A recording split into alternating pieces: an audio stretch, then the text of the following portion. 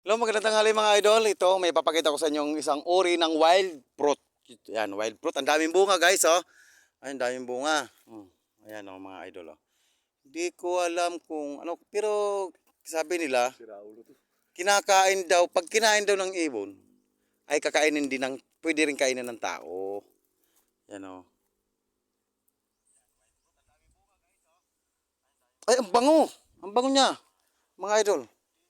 Hmm. Pero ang dami niya bunga, mga idol, oh. Ah, oh.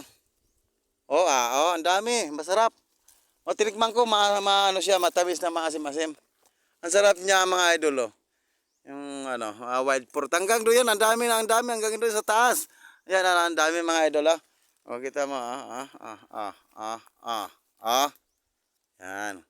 O, tikman ko uli, ha. Tingnan ka. At, ano siya, masarap siya. Para sa yung, ano, karamay. Yan, parang style karamay siya, mga idol. Parang karamay. Ang sarap.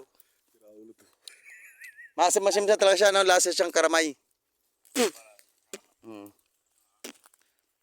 Lasa siyang karamay, mga idol, oh. Yan. Hintayin na lang natin siya pag ano, hintayin lang natin siya pag siya ay nahinog. Titikman natin kung talagang siya ay matamis. Eh sa ganito kasing ano, kulay green hilaw pa para siya yung lasa ng karamay, mapakla na maasim, mga idol. Okay, yan lang, mga idol. Like and share lang na, mga idol. Like and share at saka bahala na kayo.